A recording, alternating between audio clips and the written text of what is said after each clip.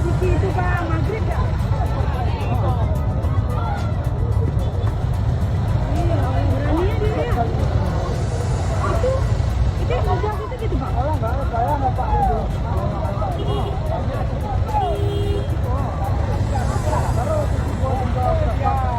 Banyak ada keluaran.